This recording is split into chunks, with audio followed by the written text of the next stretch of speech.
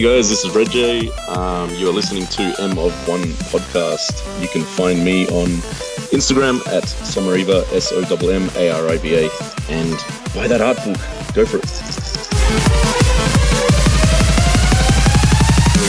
Welcome to another episode of the Master of One podcast, the podcast that's deeply inquisitive, and we want to know why. Part 1 this week, we talk about Pirates of the Caribbean, Rime, and Patrick's favorite upcoming movie trailers. I'm Andrew, your Master of Art and Design. I'm Patrick, your Master of Television and Film. And I'm Luke, your Master of Toys and Games. So get ready to put the pieces together, because it's time for another episode. What are the pieces?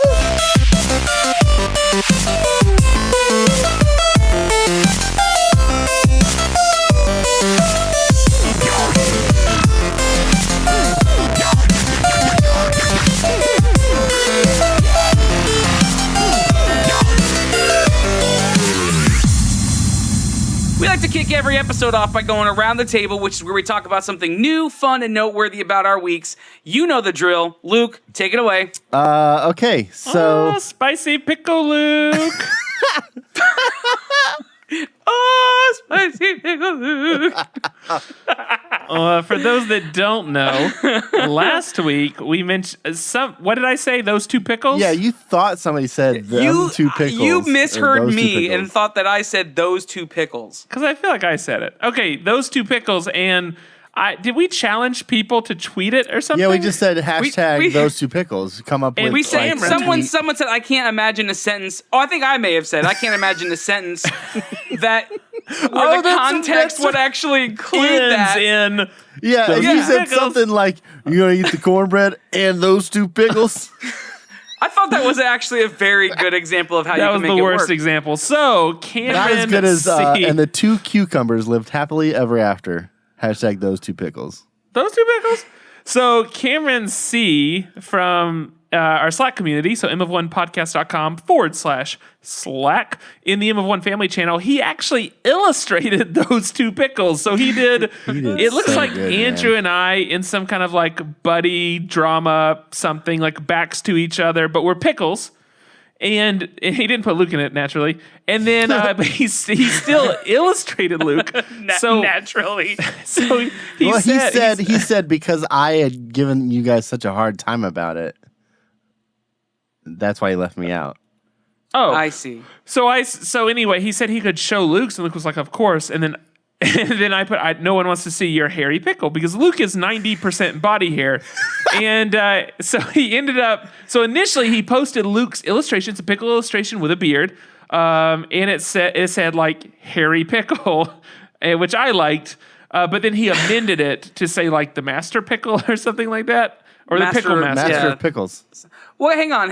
I do need to make a point of clarification, though, just for all of our listeners who don't know Luke. He's actually not that hairy.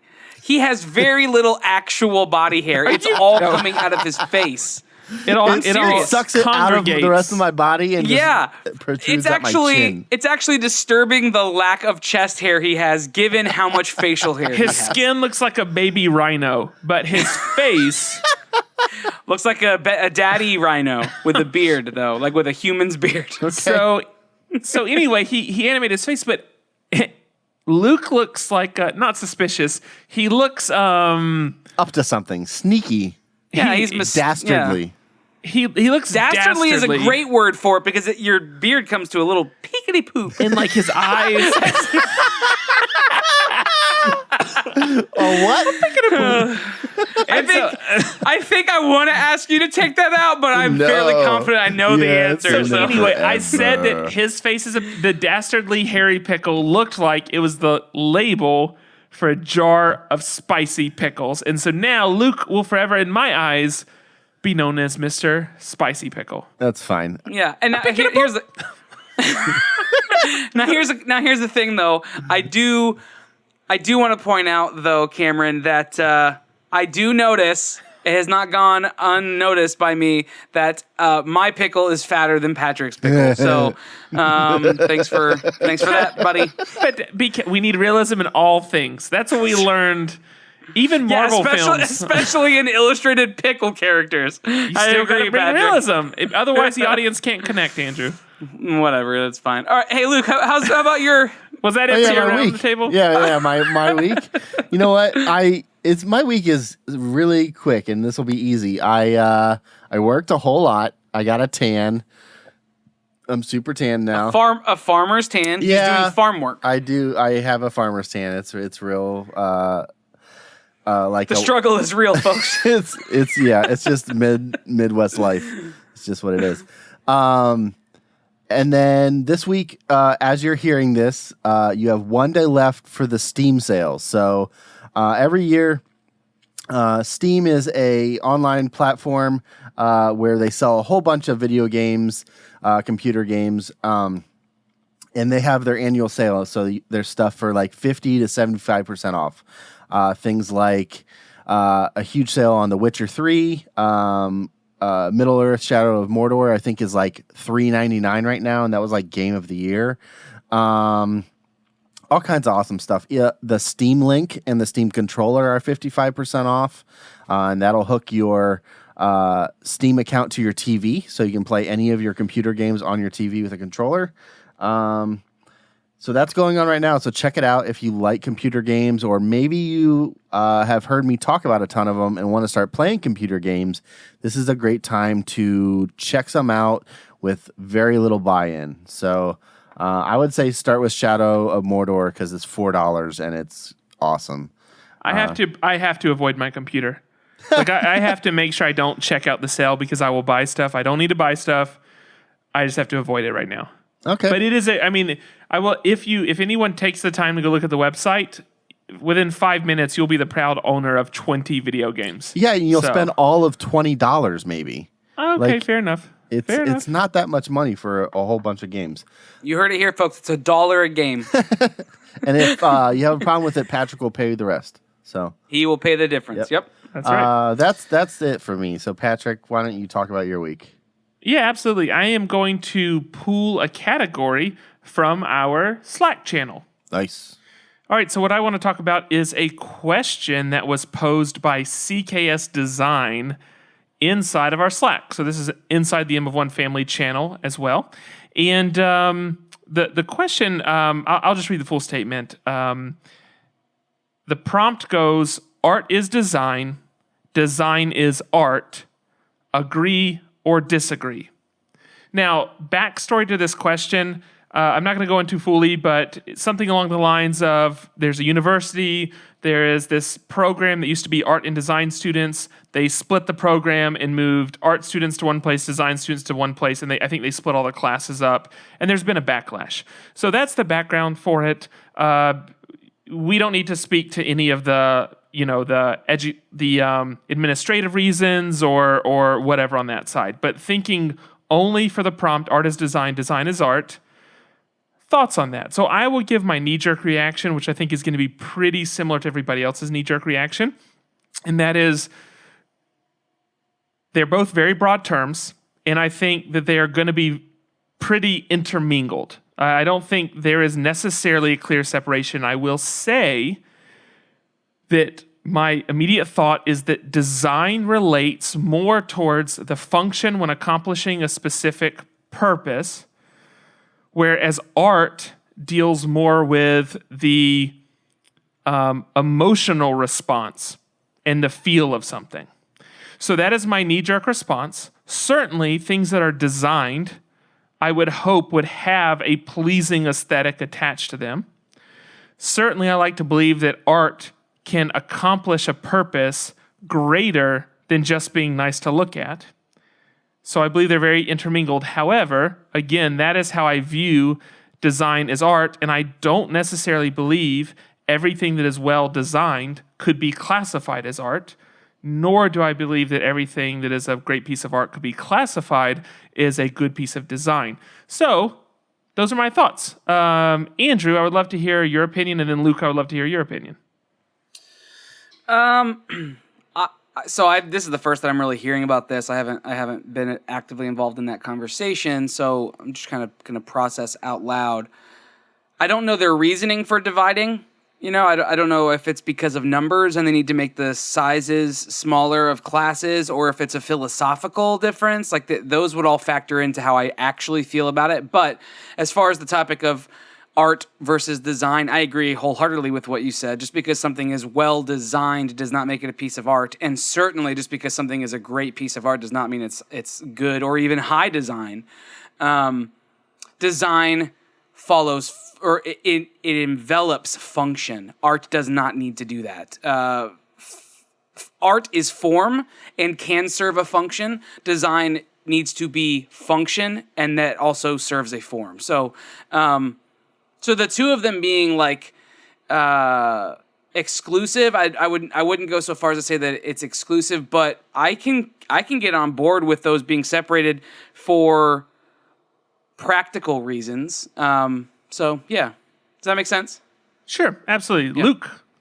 Yeah, I think it goes to, like you said, these are very broad terms, and I think that somebody's interpretation of what art is and somebody that what they think design is are very specific to that person and their background and kind of what they bring to the table or what they've learned through training or whatever like that.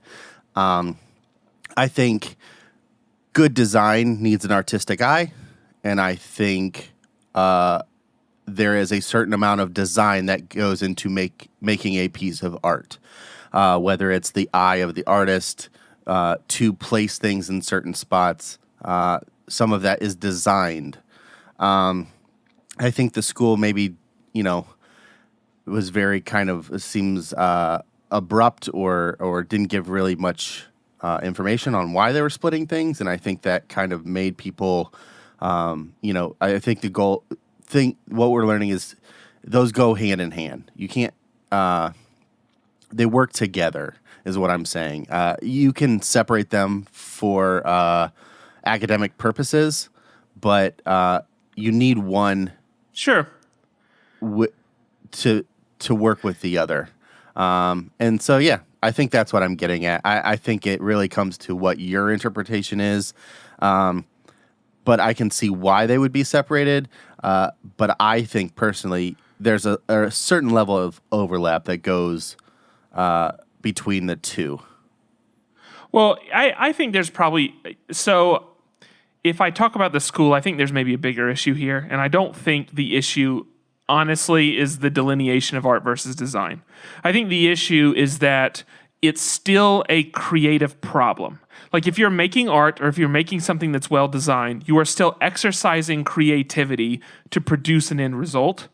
And I think the bigger issue is losing collaboration among creatives.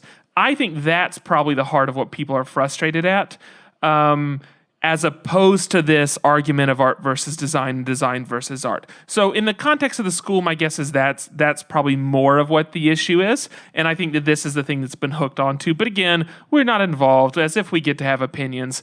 But as far as the topic of art and design, I think that I want to take a second to say I think that's where I fall on it. But more importantly than what I believe about it, what do you believe? So tweet at us.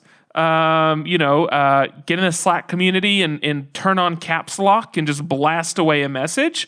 Get on iTunes and put in like a review. Means yelling. And then that does mean yelling.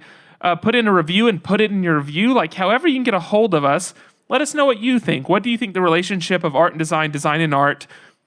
How do you feel like those play together? Where's the separation? What's the difference? Should there be a difference? Should all design be art? Could you argue that art being good to look at accomplishes a purpose that makes it be considered design? Whatever your argument is, send it to us. Put it in the community. So that's me for this week. Andrew, take it away. Yeah, so today is 4th of July if you're listening to this on release day. So if you are an American, congratulations, you made it to Independence Day. Yeah. We have severed our ties with the British, finally, after all these years.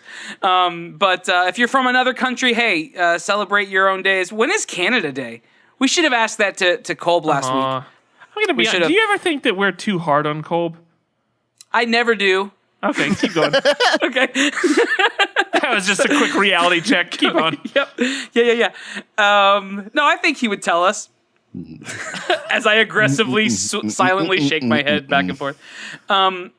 Yeah, so happy Independence Day, everybody. But so today, if you're listening to this on record day, I should be in Colorado, hopefully watching fireworks John Denver. over the top of the mountains. And so I'm really excited about that. I don't know where I'll be on this particular day. I'm gonna kind of float around a little bit. So I have a couple of days that I have really firm plans, and then everything else I'm just gonna kind of float around. I do love the fact that you cannot draw the western half of the United States.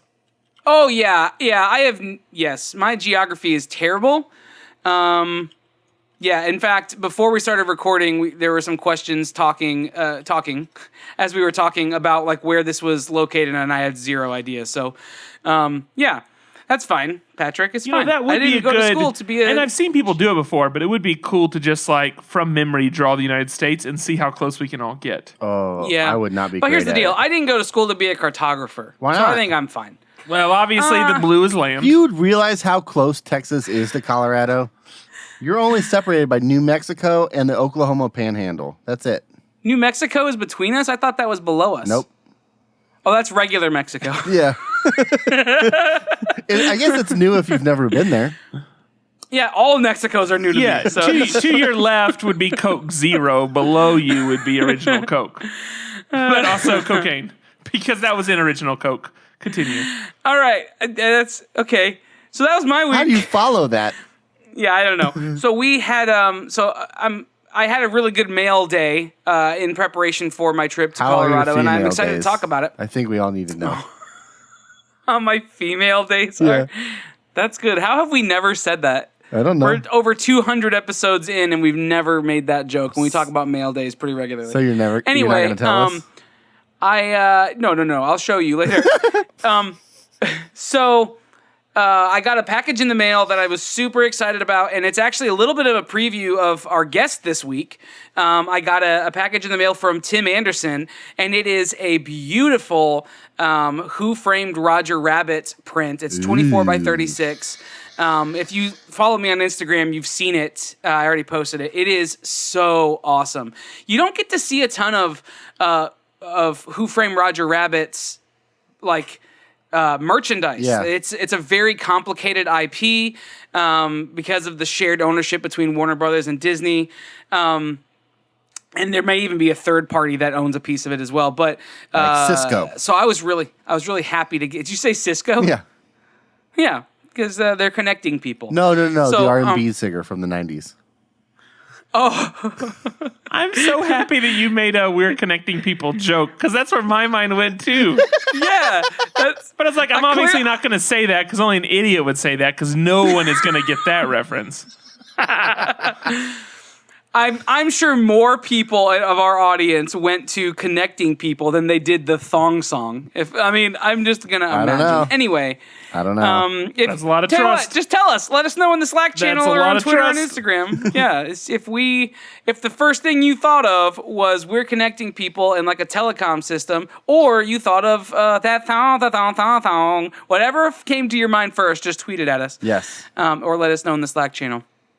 Anyway, this has been so derailed. I think I'm just going to call it quits for this around the table. But I'm really excited to talk to Tim. I guess that's really what it all boils down to. The piece of artwork is amazing and ironic when you consider that by the time I'm done with it, the answer to the poster will be me. Ah.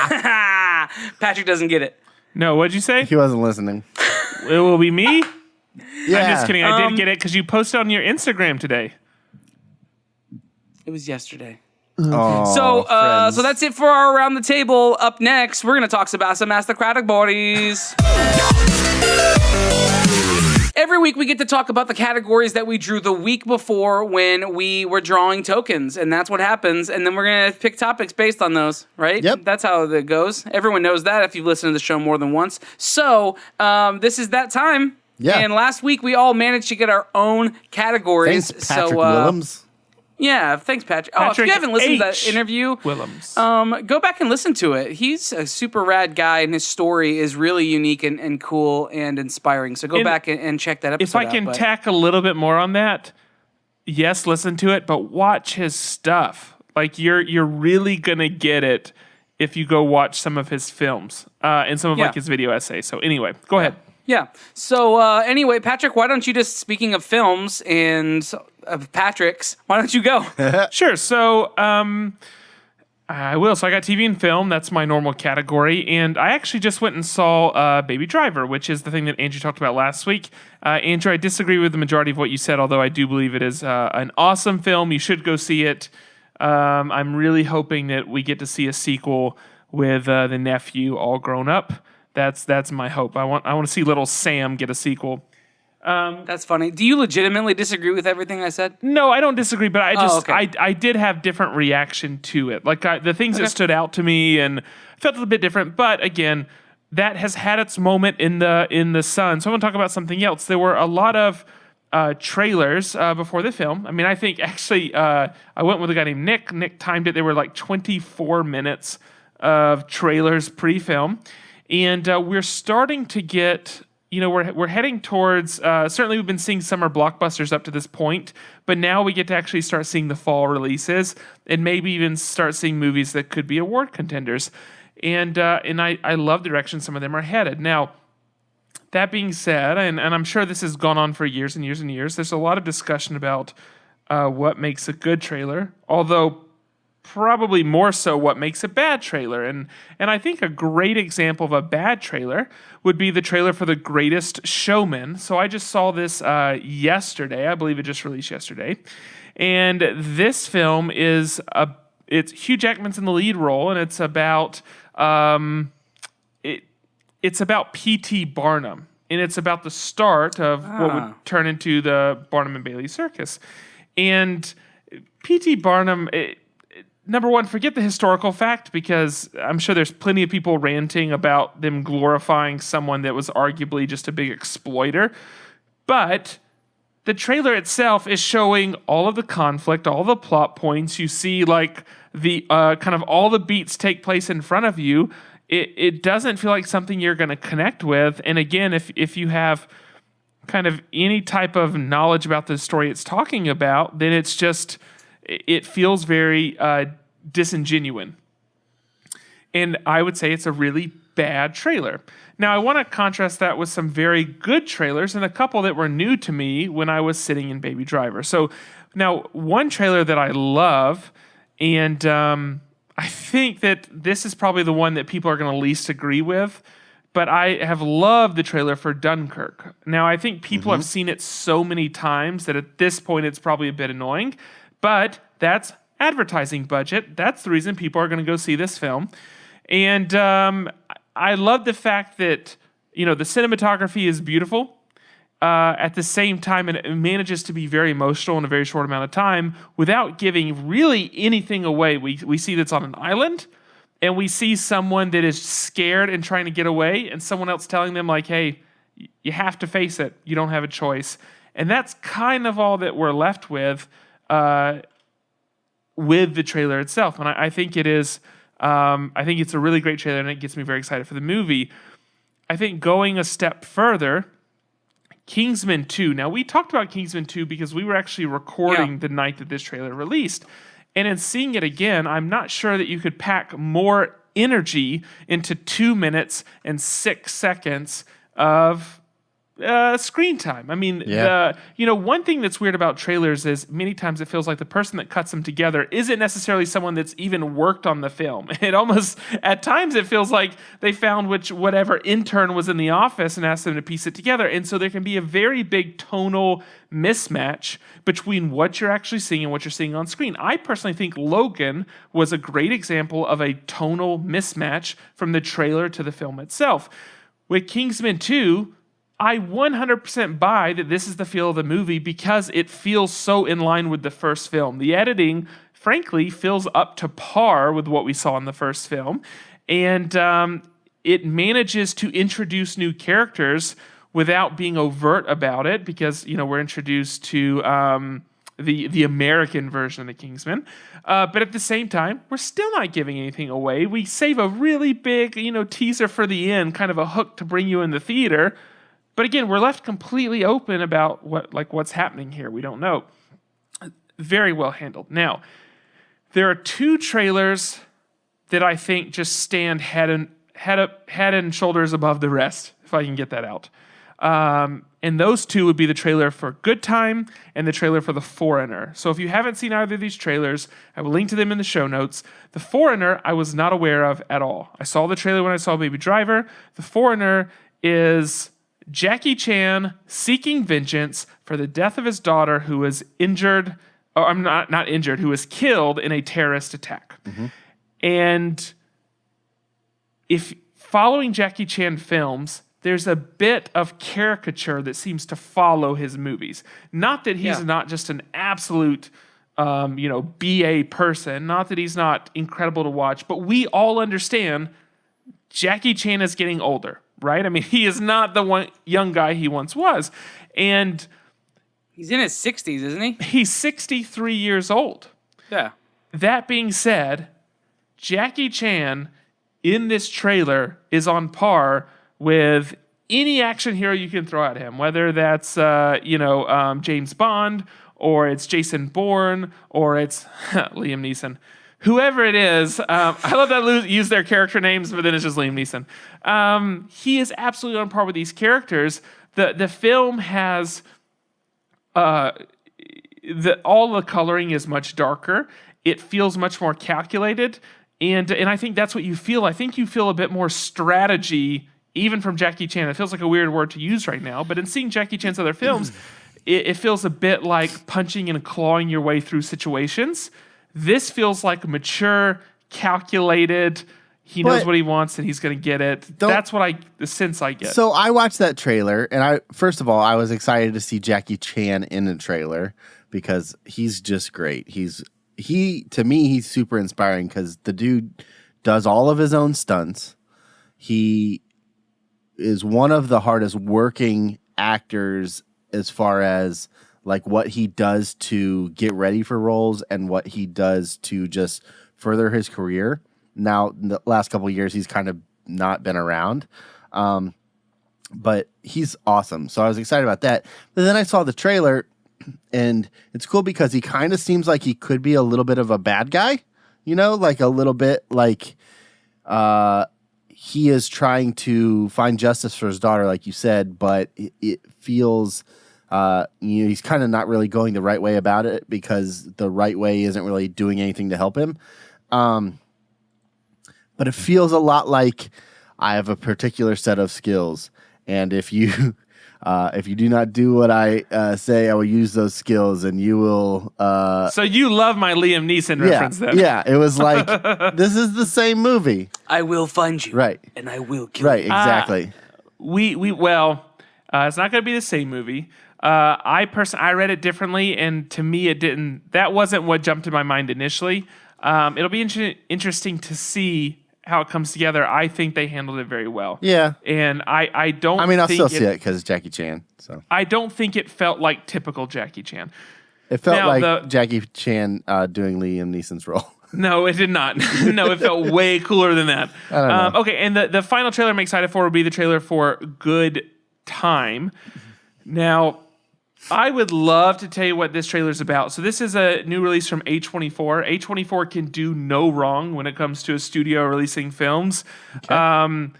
All I can tell from the trailer is it's a guy that is on a there's a time crunch or a time deadline, and he's trying to get, I believe it's his brother, out of prison. That being said, it is dark. It is neon. It is maybe seedy. It is fast-paced, tension, but I don't know anything that's happening, and I am so sucked in, and I just want to see more and more and more. So, Good Time, amazingly done. So that being said, can I add one to your list? Sure. To see your thoughts on it. I'm not going to break it down or anything, but I'm surprised when you before we started and we knew that you were doing your your movie trailer review. I thought Atomic Blonde was going to make the list for sure. Have you seen the preview for that? I don't know that. I'm pulling it up right now to see what it is. No, it's the new Charlize Theron movie, and she looks the trailer itself crazy. It looks amazing. Like the whole trailer is like gritty done to action. the beat of a song. Yeah, it's what's his name? It's Kanye West, right? Isn't that the song for the trailer? But the song is like the trailer is to the beat of the music. much like lots of scenes from Baby Driver. So anyway, that movie looks insane. And let me just circle back up on that. And I will, as soon as we finish recording, I'll go listen to it. I'll go watch it. I think my bigger point of the trailer review is to say we have a lot of good stuff to look forward to, and there is no way I'm seeing this this P.T. Barnum or whatever film, The Showman.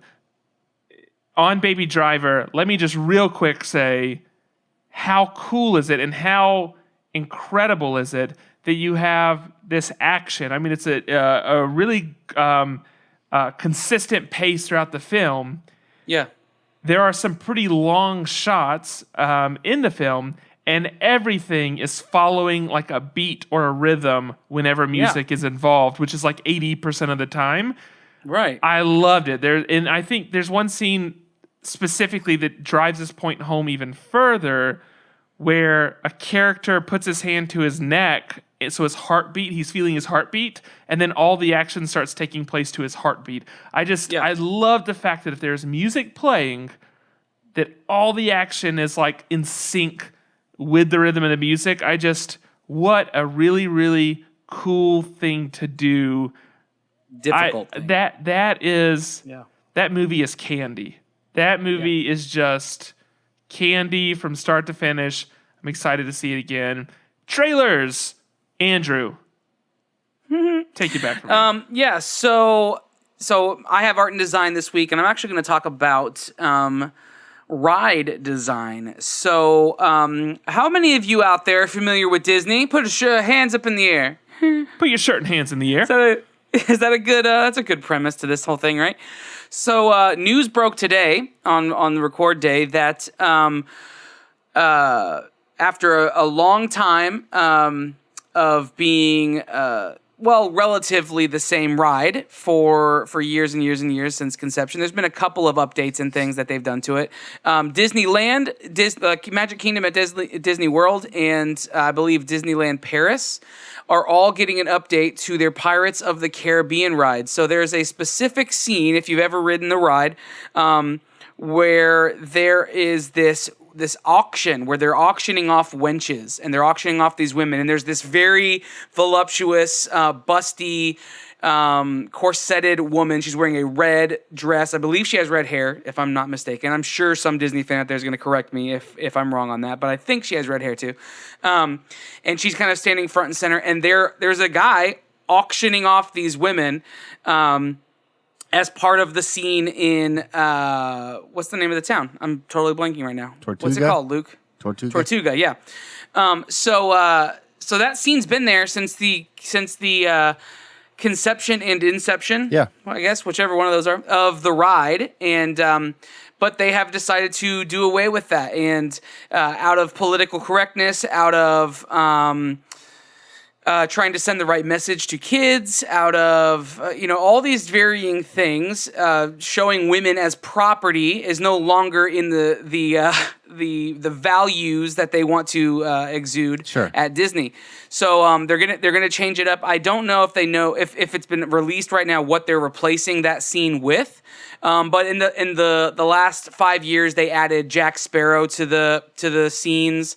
They updated the existing rides. The new one that's over in Hong Kong is completely different anyway. Sure. But the existing one's got a little bit of an update with Jack Sparrow. Several years before that, they changed up. There was a scene, an original scene that was women being chased by men. That was essentially what many can, assumed to be like them trying to.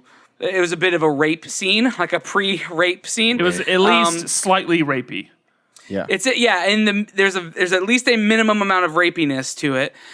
They did away with that. The scene is still similar. Thought that like scene was still in Orlando. Oh, there is a scene where they're running around. Yeah. So what they did was, instead of them chasing the women lustfully, there's a couple where they switched it, and the women are chasing the men with like brooms, and then there's one where the guy is chasing a woman, but she's carrying like a pie or some kind of. I'm just imagining dessert. They just like readjusted the eyebrows, and they're like, "Oh, now it's playful." Oh, we got it now.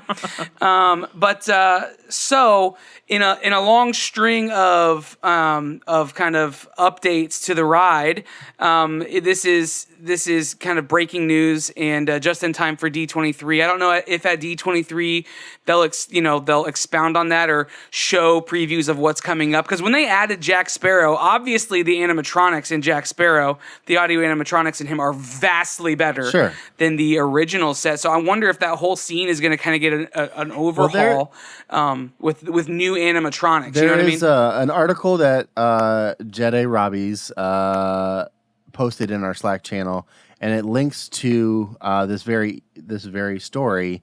And there is kind of like a concept kind of thrown out in this article that it looks like they be the same woman in front, but they're auctioning off like pirate loot. And that's just the concept so more right now. So potentially more of a soft change up as opposed to like a total overhaul. Right, so, exactly.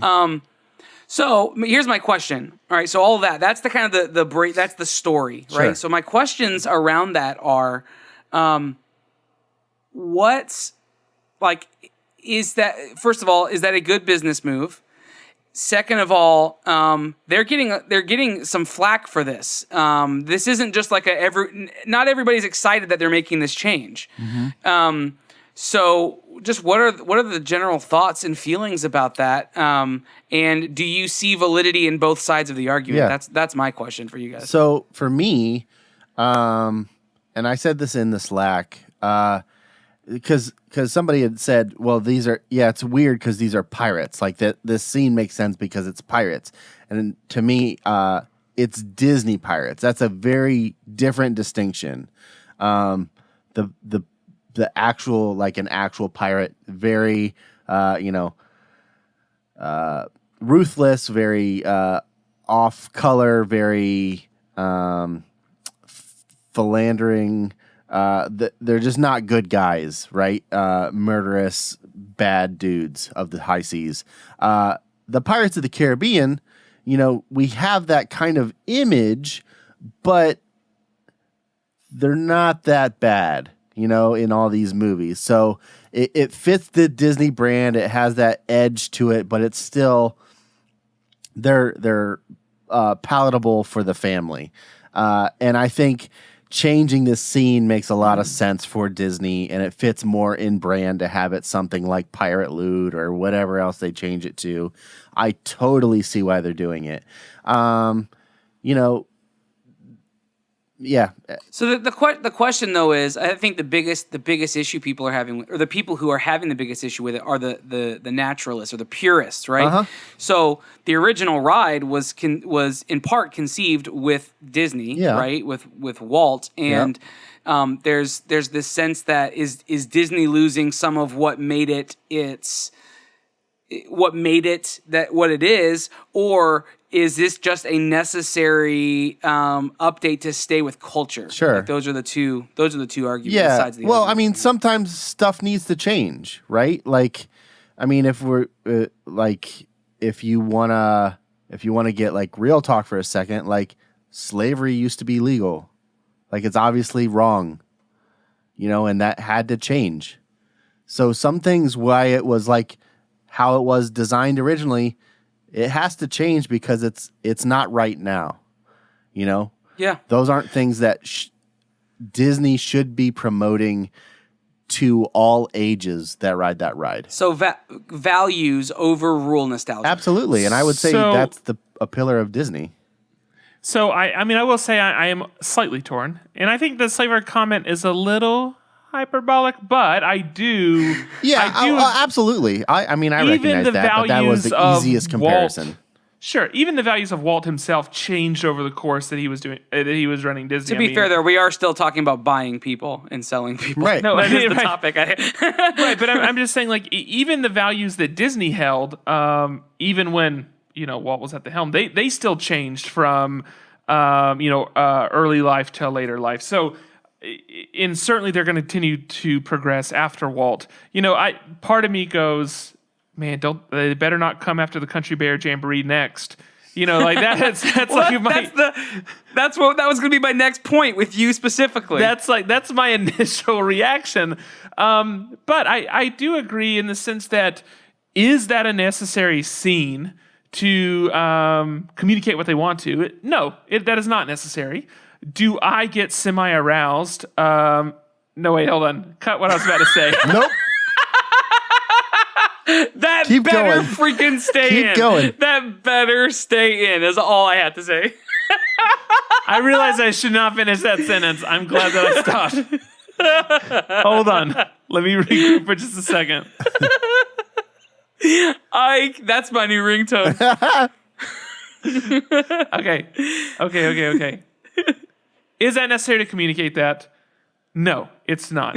And I do agree with Luke, your sentiment about a Disney pirate as opposed to like a pirate. Right. And there's the other part of me that goes, no, it's a great opportunity to let's update animatronics. We all know that Yeah. it all pales in comparison to Jack Sparrow. And the other part of me says that, yes, I understand the idea of the purist, but the reality is the person's memories that care and that matter in 40 years are the people that are going to be taking their kids to Disney and not the people that are, parents and grandparents now. So as much as that can hurt as an adult to say like, oh, I remember when I was a kid, they did this and why would they change it and give into the world?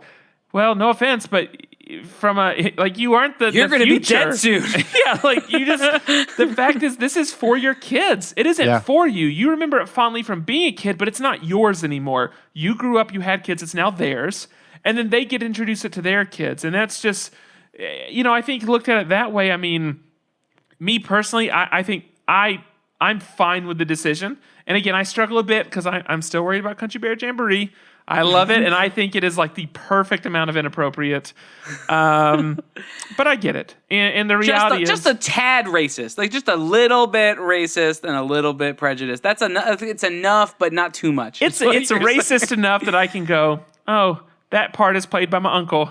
That part is like I can see. You can identify family. each bear as a family. Yeah, member. like I can. So it makes it feel homey in a sense. Like I get it. I'm not racist. But you understand, it's just comfortable. You have a couch growing up, and then like whenever you sit on the couch, you feel things. So sure.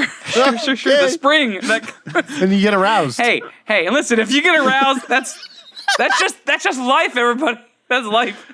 Anyway, I don't know. Those are my weird, loose opinions, but. No, honestly, I think that is a really, really good way to cap that off. I think you saying that, coming from the person who doesn't have kids, I think that's a good insight that I didn't even really think about, and so I think we'll just leave it on that. So, with that being said, we're going to call this one to Luke. Yeah, how about I'll go? Thanks, dude. I wanted to jump in, but then I didn't want to jump in. You guys are friends. No, listen, I knew I was going to do it.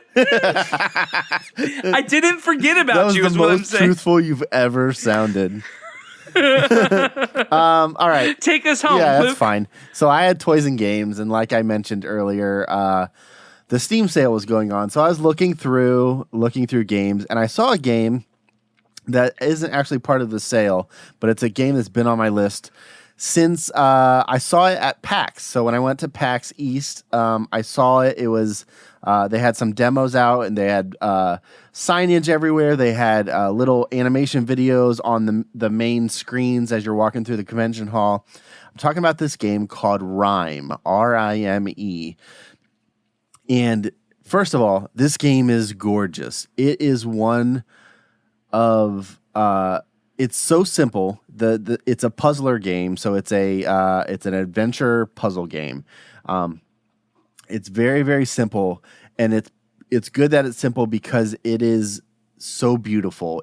It's kind of like it reminds me of like a cell shaded but painted. Like it doesn't have outlines.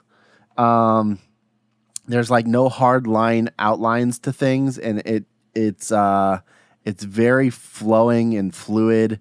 The shapes are very simple for like the animals, the boy, and what you do, you're this boy. You wash up on this island, And you just have to solve puzzles. You find this fox that kind of leads you around, and you have to solve these different puzzles to get to different things. And there's a mysterious man in a red cloak that you see like ahead of you in different spots. But once you get up to that spot, he's gone. And as you solve more puzzles, you get you kind of unfold the story a little more of what's going on. I've played all of an hour of it, and I am completely hooked. It's so simple. The sound is amazing. The controls, there's no like health bar, there's no stamina. So this game has been in development since 2012, I believe.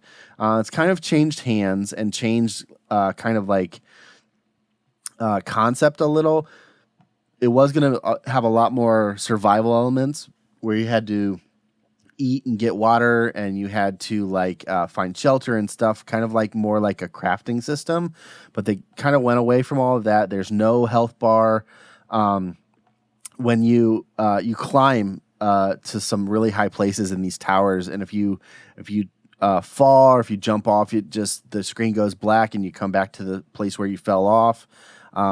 There's no like death sequence or anything, like no like game over screen or anything like that. It's just you just go through and solve these puzzles, and it's actually kind of complex as I'm getting into it. But yeah, check it out. It's on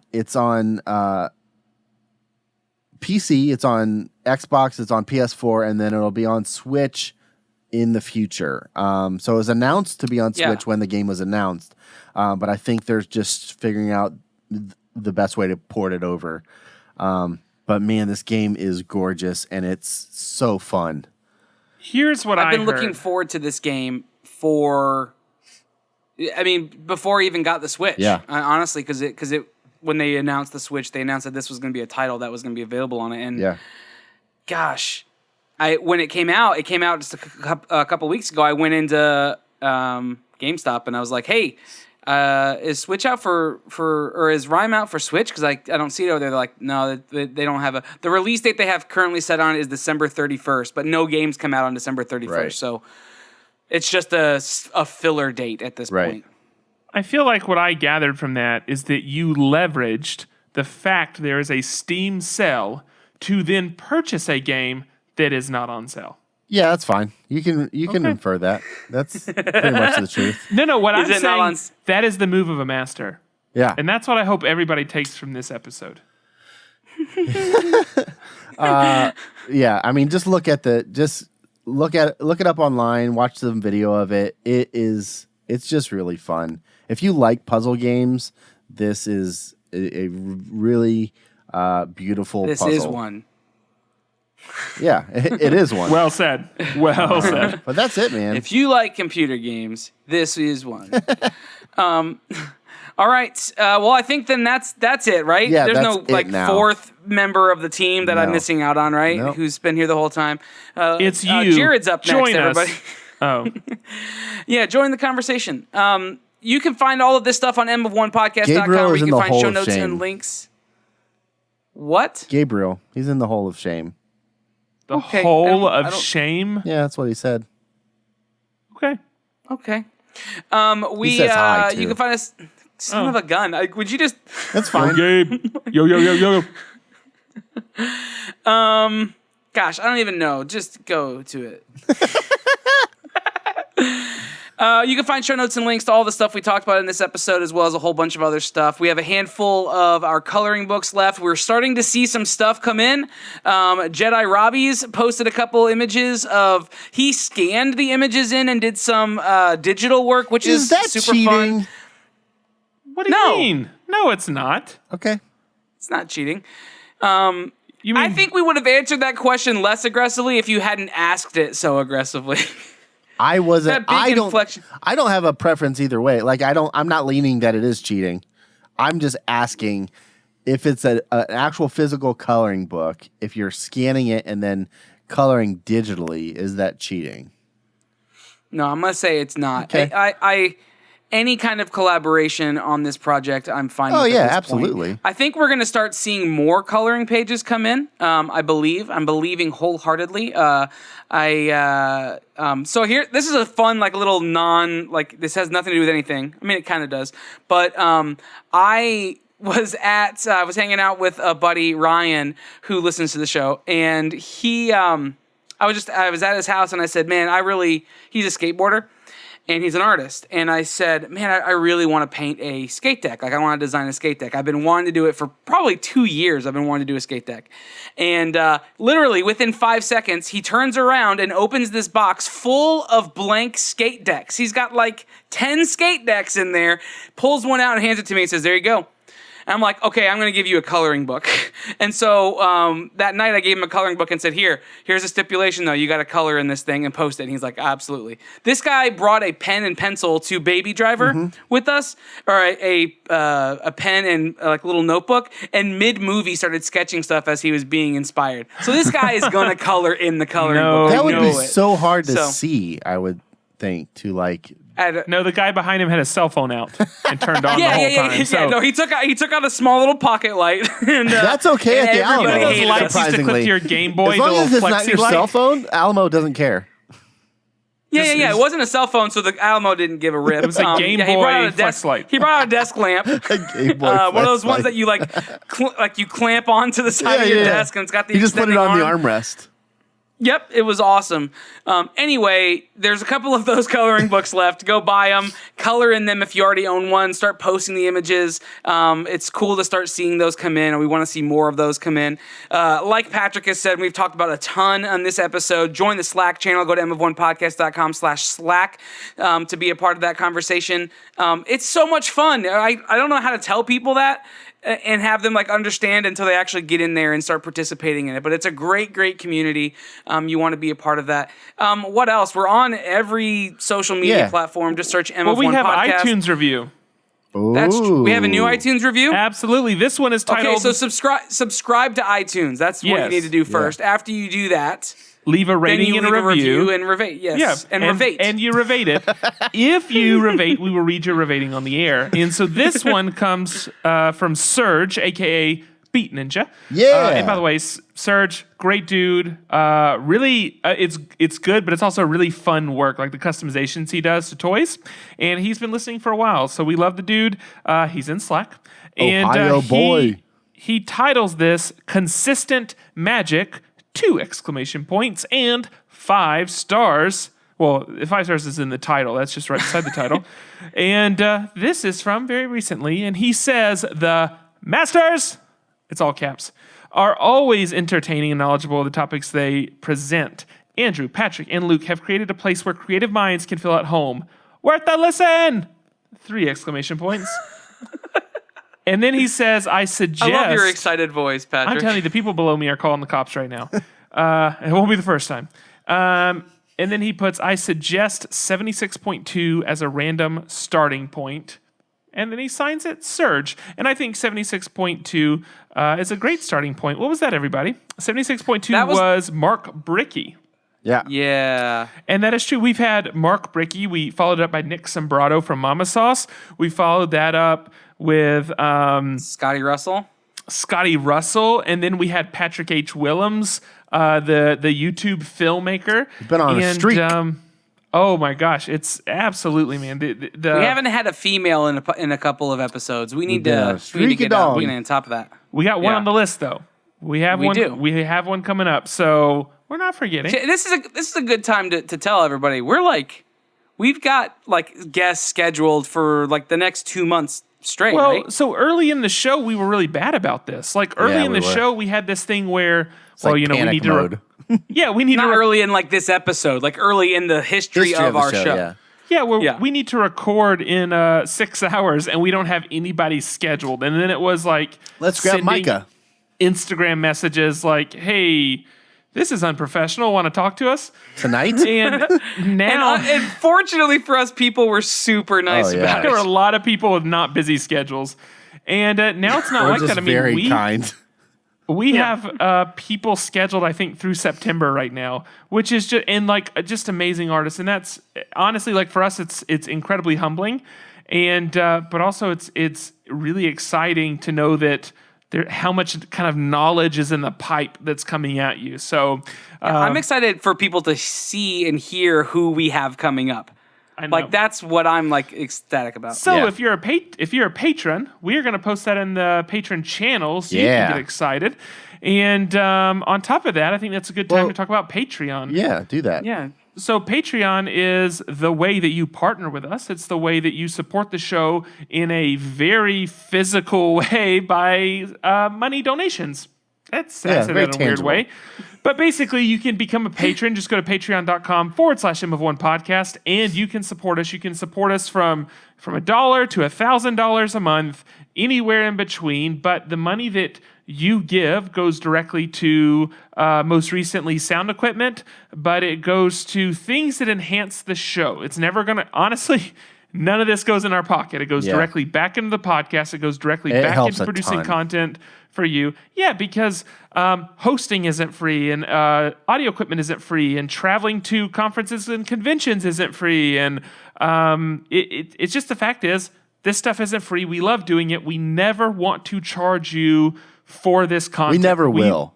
People give it to us freely. They sit down and talk with us. They take time out of their busy schedules, and we want to turn around and like push all that directly to you. Mm-hmm. So we carry the cost for this. The three of us basically split it 3 ways. And so what we're asking is, let's split it 4 ways and 5 ways and 6 ways. Partner with us as we create this content. Help us as we create more meaningful content for you, content with greater variety. So again, mof1podcast.com patreon.com/M of1podcast, and make a pledge today. Yeah. I think that's what we're just going to call it on that point, right? I mean, that's a good way to end the episode. Sure. So I'm Andrew. I'm Patrick. And I'm Luke. We're going to peace out. Bye. And hold on to them butts.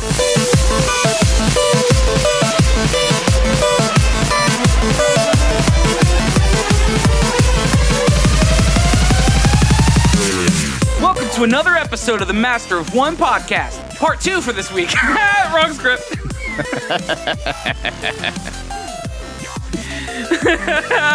If you ever want to know how much I'm tied to the script,